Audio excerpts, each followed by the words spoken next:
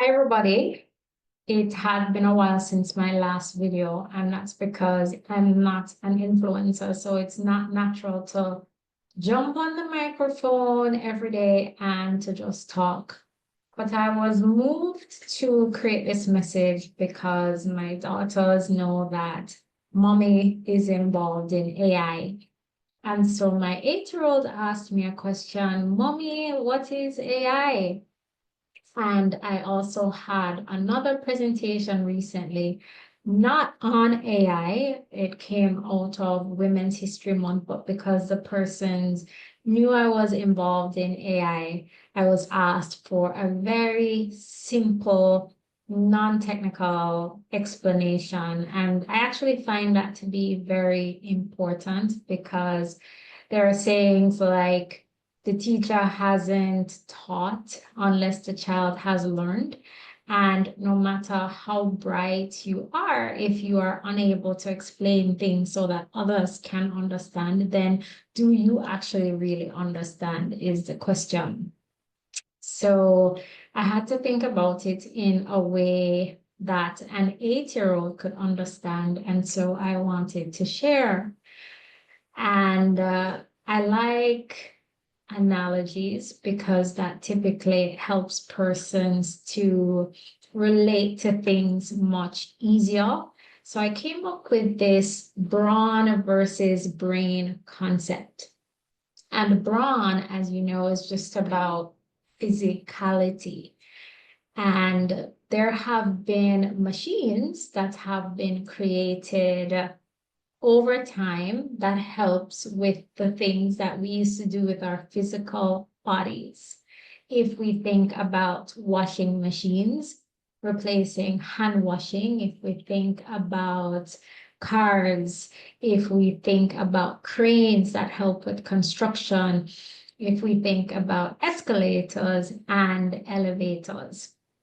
And of course, with all of those things, there is resistance. People think or thought that people were lazy for using washing machines. And okay, well, that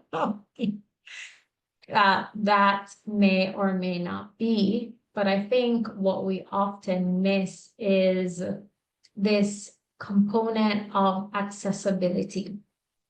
So without elevators and escalators, how do persons who have physical challenges get to the 30th floor? And I remember seeing chopped vegetables, carrots and things like that in the supermarket, and I was confused, like, why can't persons chop these themselves? And someone explained to me that one of the target segments for this kind of product are actually persons who have particular disabilities which preclude them from chopping these things, making them ready, provides a level of accessibility for them. But in short order, we have lots of machines, from basic levers to much more complicated machines that have helped us over time with our physical effort. And in some cases, those machines have made life just easier. And of course, when you make life easier, so the washing machine does the washing now, but you still have a lot of things to do in your home, don't it?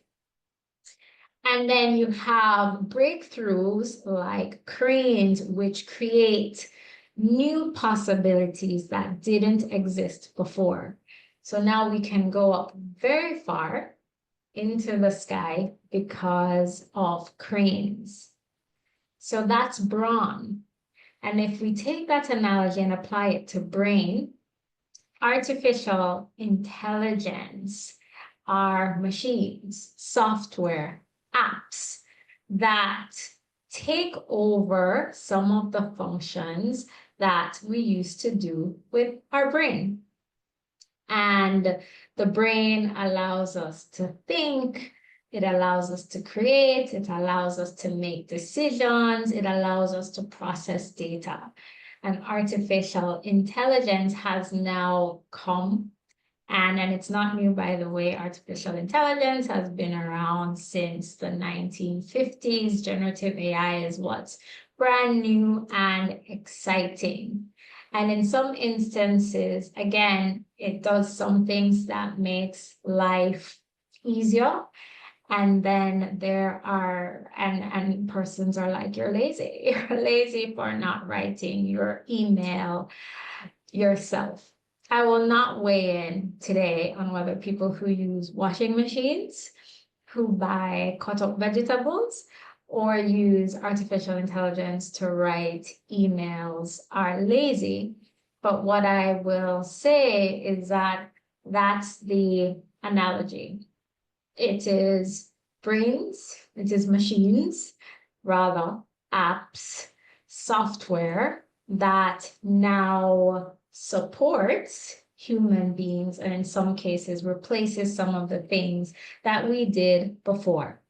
So I don't know that anyone looks at maps anymore, for example. And I think many of us would consider Waze that allows you to know when the police are around is quite helpful. So whether we want to go back to the days before that, everyone has those options. So that's one example of artificial intelligence. Netflix, we don't have to do the work of figuring out what we want to watch. And I'm not here to say whether that's good or bad. So Brain versus Brawn, in both instances, you have machines, applications, software replacing what or augmenting what humans used to do physically or mentally.